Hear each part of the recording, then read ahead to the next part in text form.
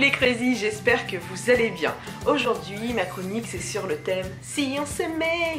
Oui, je sais, j'ai raté une carrière de chanteuse. Bon, plus sérieusement, je veux vous parler de l'amour de soi. Parce qu'il y a un problème. Il y a un problème chez toutes les femmes, c'est qu'on s'aime pas. Enfin, la plupart, hein. On s'aime pas, on se trouve trop gros, on se trouve trop moche. Moi, toute ma vie, je me suis trouvée trop grosse et je me trouvais un peu cruche, un peu godiche. Dès qu'on me prenait en photo, je savais pas trop où me mettre. Voilà, c'était le problème de ma vie. Jusqu'au moment où je me suis intéressée au développement personnel. Je me suis dit, il faut faire quelque chose et je me suis renseignée. J'ai regardé des vidéos, j'ai écouté des podcasts. Au début, quand on me parlait de développement personnel, je m'imaginais des gens un peu comme dans une secte qui se mettaient en rond et qui disaient ouvre tes chakras. Mais en fait, c'est pas du tout ça. C'est de trouver des techniques qui vont vous permettre de vous sentir mieux dans votre peau, mieux dans votre corps, et puis de s'aimer, quoi, parce que c'est chiant la vie. Moi, j'arrivais pas à regarder les gens dans les yeux, en fait, et je me suis rendu compte que quand je marchais dans la rue, je ne regardais que mes pieds. C'était un peu fatigant. Et du coup, j'ai lu les livres de Louise Hay. Et Louise Hay, voilà, c'est du développement personnel et j'ai appris beaucoup de choses. Et le premier exercice d'estime de soi, c'était un exercice avec le miroir. Alors cet exercice, je vous conseille vivement de le faire. Donc il suffit en fait de se regarder dans le miroir, de se regarder droit dans les yeux et de se dire « je t'aime ». Alors ça paraît débile comme exercice, moi je trouvais ça complètement nul, et puis j'y arrivais pas, parce que souvent quand on s'aime pas, le miroir on le regarde pour se préparer vite fait, et puis on fuit notre regard, je sais pas pour vous si c'est comme ça, moi c'était comme ça. Donc déjà rien que de se regarder dans le miroir c'était un exercice, et puis se dire je t'aime, encore pire, et puis surtout qu'on a l'air très idiote, hein. Le faites pas quand il y a votre mari ou vos enfants parce qu'ils vont se moquer de vous, mais quand vous êtes toute seule, le matin, regardez-vous dans le miroir, droit dans les yeux, et vous dites je t'aime. Si au début vous n'y arrivez pas, vous dites je t'aime bien. Et après vous essayez de vous regarder, de vous trouver des qualités. Moi je détestais mon nez, quand je me regardais je voyais que mon nez, je voyais que mes boutons. Et en fait après, enfin maintenant quand je me regarde dans le miroir je regarde mes yeux, parce que regardez mes yeux. Je les trouve magnifiques et du coup je ne regarde que ça. Donc déjà regardez que les choses que vous trouvez bien chez vous. Je suis sûre que vous pouvez en trouver. Et en fait à force de vous répéter je t'aime et de vous dire des choses bien, c'est comme la pensée positive, c'est exactement ça. Votre cerveau va enregistrer. Faites-vous parler à votre subconscient. Et plus vous allez faire cet exercice-là, plus ça va être facile pour vous. Dans le livre, elle conseille de le faire 30 jours. Alors pendant 30 jours, au début, ça va être un calvaire, vous allez trouver ça ridicule, mais vraiment persévérer parce que vous allez voir au bout d'une semaine déjà les effets. Et une fois que vous arrivez à dire je t'aime facilement, vous pouvez vous parler.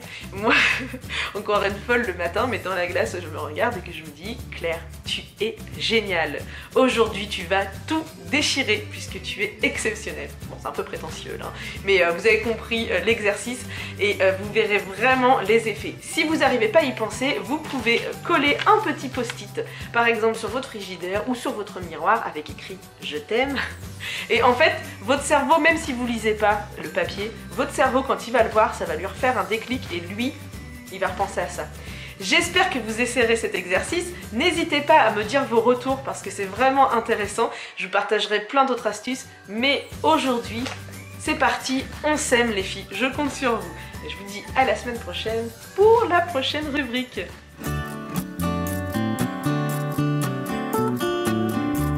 Salut les crazy, j'espère que vous allez bien. Aujourd'hui, je vous prends une petite rubrique un peu particulière, une rubrique déco pour vous les mamans. Et oui, aujourd'hui nous allons fabriquer un miroir en corde. Ça vous parle pas? Je vous montre.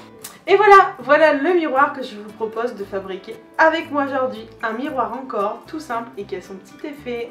Alors, qu'est-ce que vous en pensez? Vous êtes partant? On y va? On le fabrique? Alors rassurez-vous, c'est très simple. Alors pour cette activité, vous allez avoir besoin d'un miroir rond et d'un cerceau de fer identique au miroir. Vous allez aussi avoir besoin d'une règle qui va vous servir à mesurer la corde à la bonne longueur. N'oublions pas les ciseaux qui vous permettent de couper les différents morceaux de corde, le pistolet à colle qui lui va avoir comme but de coller la petite attache juste là, derrière le miroir. Allez, passons à l'étape découpage. Nous allons prendre notre ficelle et couper une cinquantaine, voire une soixantaine de petits morceaux de 18 cm. Attention à bien couper 18 cm et à ne pas diminuer car après vous allez avoir un petit souci. Allez, c'est parti pour la création de notre miroir en corde. Alors, vous allez avoir besoin des petits morceaux de ficelle que vous venez de couper. Pour la création, c'est vraiment tout simple. Il suffit de plier la ficelle en deux, vous voyez. Et ensuite, on va venir prendre notre petite ficelle et la mettre sous le petit cadre en fer.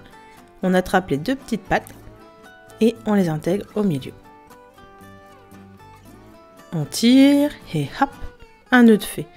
Alors surtout faites bien attention à bien serrer et à toujours mettre votre ficelle dans le même sens pour avoir, vous voyez, moi je garde le côté avec le petit nœud. Je trouve ça vachement plus mignon. Et pour la suite, c'est simple, on continue. Alors petite astuce, pensez à bien serrer vos cordes autour du cerceau, mais à bien les serrer entre elles, c'est-à-dire en mettre un maximum. Plus les cordes seront serrées entre elles, plus l'effet sera joli à la fin et plus vos nœuds tiendront très bien. Bon voilà, notre cerceau est terminé. La prochaine mission est juste, vous voyez tous les petits nœuds qu'on a fait de cordes. Il va falloir avec les mains venir les équilibrer, les mettre tous au même endroit.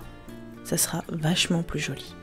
Maintenant qu'on a équilibré notre rond avec les nœuds, il va falloir l'équilibrer d'une autre manière. C'est-à-dire qu'on a certains petits fils qui dépassent.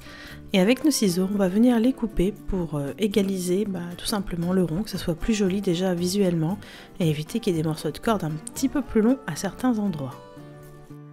Bon voilà, notre cercle de corde est terminé, mais pas encore. Alors avant de mettre notre miroir, il y a une étape très importante.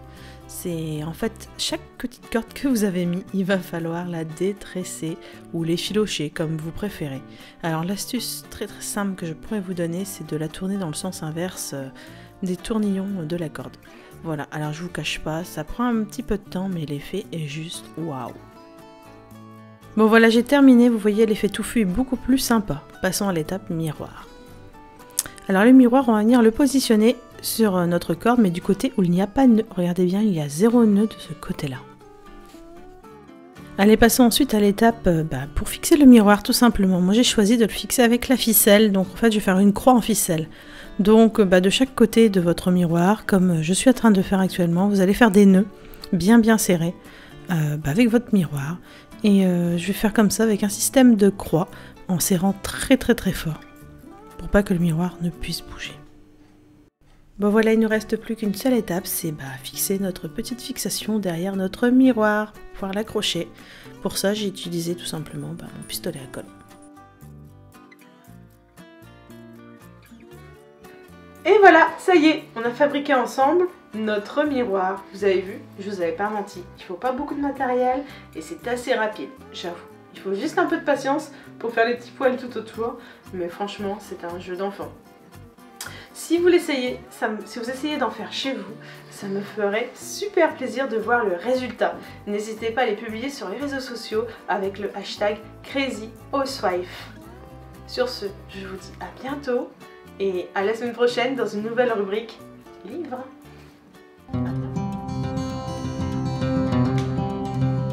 Bonjour à tous, on se retrouve aujourd'hui pour la deuxième vidéo de The Crazy Housewife. Moi c'est Véronique, on me retrouve sur le blog Happy New Mom et aujourd'hui du coup je vous fais une petite chronique pour parler beauté avec des produits de bébé. Bien sûr pour nous, pas pour nos bébés, hein. Ici on est sur les mamans, on parlera pas enfants. Donc je dégaine mon liniment. À votre avis, à quoi ça peut bien vous servir? Eh bien tout simplement à vous démaquiller. Donc il vous suffit d'avoir du coton, du liniment et c'est parti mon kiki. En fait, une fois je me suis retrouvée sans démaquillant en vacances. Et je suis allée chercher plein d'idées et j'ai trouvé que le liniment c'est un corps gras. Donc qui dit corps gras dit ça peut nous démaquiller. Donc du coup vous prenez votre liniment, on le secoue bien quand même. Hop, on met sur le petit coton. Voilà. Et on se démaquille. Donc là j'ai du rouge à lèvres et du mascara.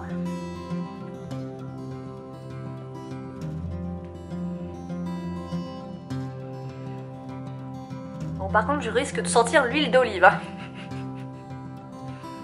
On m'arrive à penser que j'étais dans une friteuse. Oh, je me fatigue toute seule. Voilà. Vous voyez là. Normalement tout est bien parti. Je vais prendre l'autre côté du coton. Bon, je sais, je prends du coton. Je pourrais être un peu plus écolo et prendre autre chose. Mais bientôt, je vais recevoir des petites lingettes lavables. Donc, je m'en servirai. Et ensuite, on démaquille le mascara. Donc voilà. Donc là, j'enlève le mascara des yeux. Vous voyez, ça part bien. Hein. Hop. Voilà, bon je vais pas faire l'autre œil, hein, je vous montre juste que ça démaquille vraiment bien. Et hop. Donc franchement c'est du coup économique, j'ai envie de dire. C'est du corps gras donc ça va pas vous faire de mal à la peau. Après je pense que ça reste temporaire quoi, parce que si on a des peaux grasses ou des choses comme ça un peu comme moi, je pense que ça peut nous amener des boutons. À voir, je ne sais pas, je suis pas pro. Mais en tout cas c'était la petite astuce du jour en cas de galère de démaquillant. Voilà. En tout cas j'espère que cette petite chronique vous plaît et puis à la prochaine pour de nouvelles vidéos.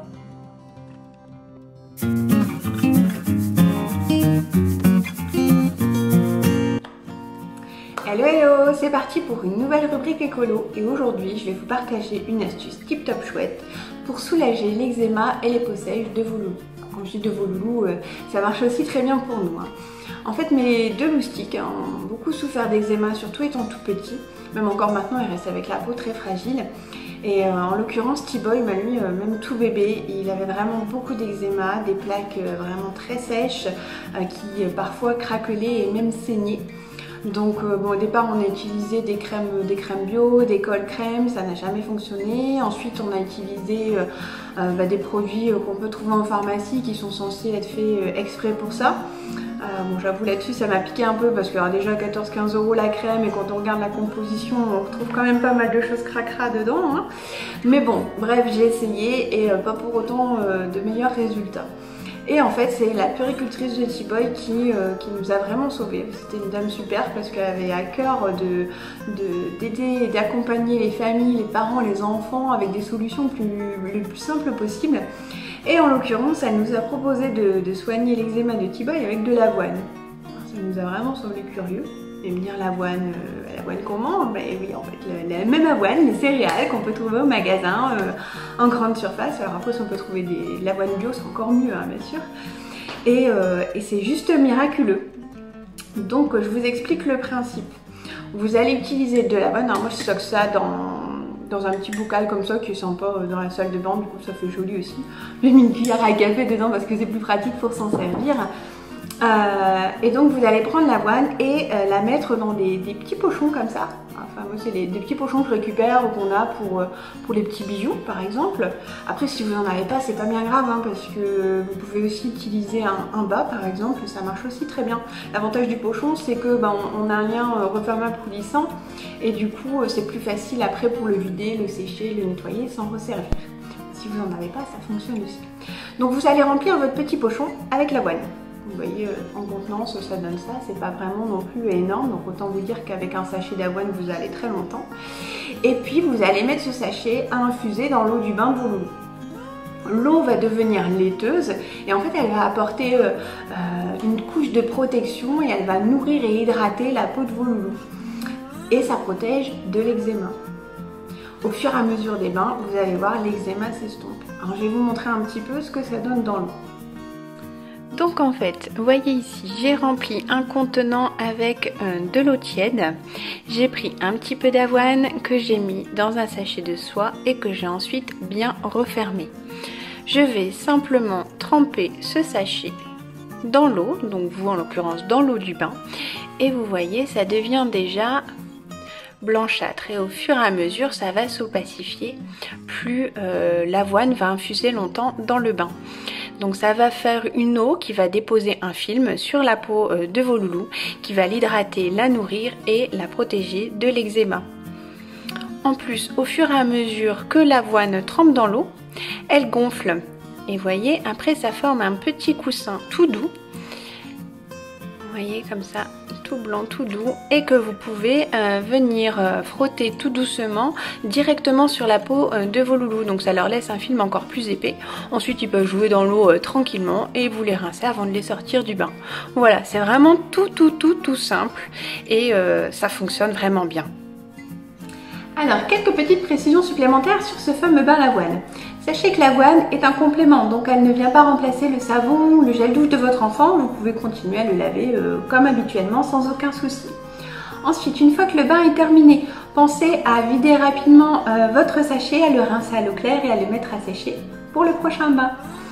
Enfin, si vous n'avez pas de baignoire, ça peut sembler plus compliqué, mais sachez que ça n'est pas impossible pour autant. En fait, il vous suffit de prendre une bassine, de la remplir d'eau tiède, d'y mettre à infuser votre fameux petit sachet d'avoine. L'eau va devenir laiteuse, le petit sachet va se transformer en petit coussin tout doux que vous pouvez venir passer directement sur la peau de votre enfant. Et ensuite, vous pouvez le rincer avec l'eau laiteuse de la bassine. Pensez également à espacer la prise de douche et de bain de votre enfant parce qu'à répétition en fait ils ont pour effet contraire de venir assécher la peau de votre enfant, de favoriser du coup l'apparition d'eczéma et surtout si l'eau est très calcaire comme chez nous dans le nord. Voilà, j'espère donc que cette petite astuce vous a plu et surtout qu'elle vous sera utile. J'en ai déjà parlé de nombreuses fois sur le blog et j'ai eu beaucoup de retours positifs. Alors en attendant les vôtres, moi je vous dis à la semaine prochaine dans les réflexes écolo de Lulu.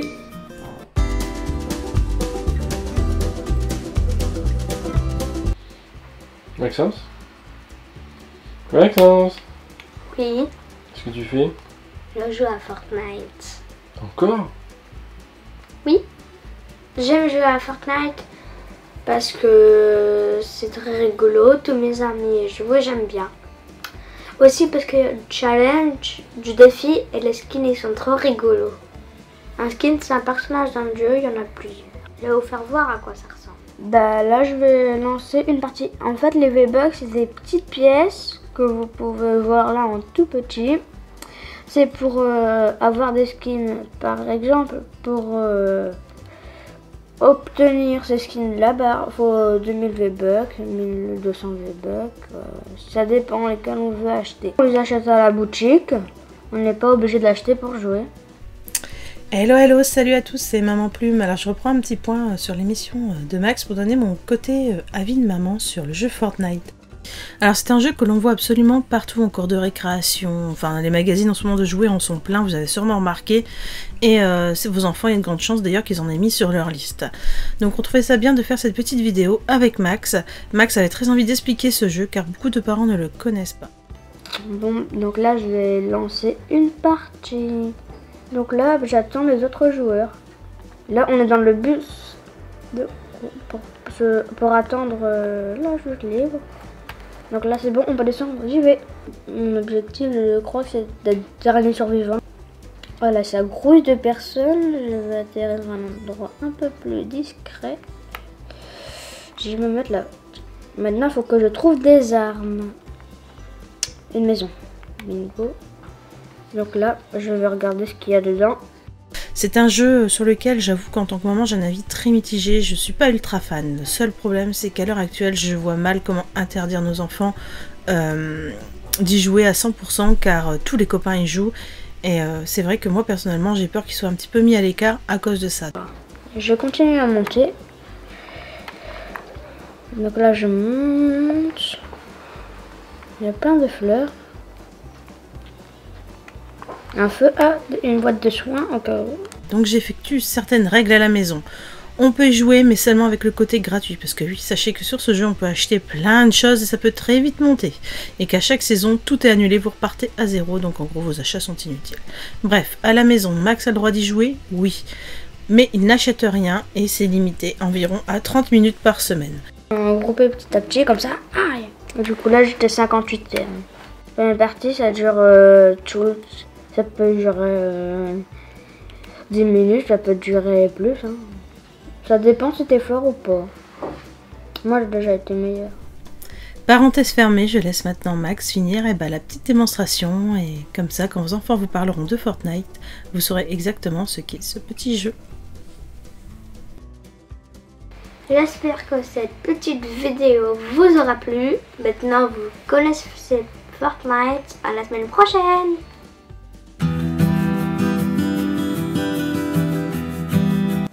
Coucou les crazy, vous allez bien? Aujourd'hui on se retrouve pour réaliser ensemble un cake aux pommes pour le goûter de vos loulous.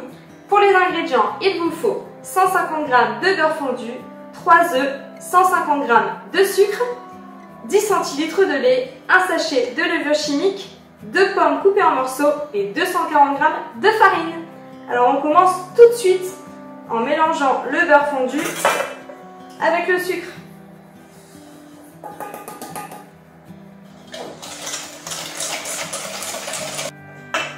On ajoute ensuite les œufs.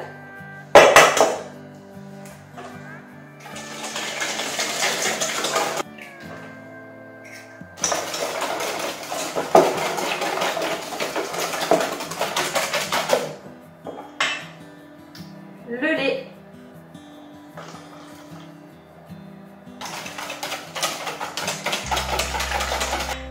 La farine.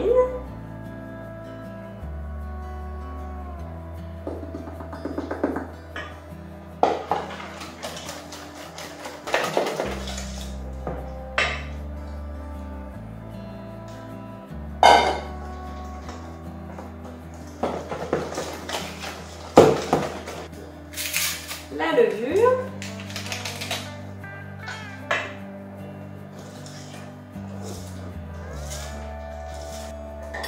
Et les pommes.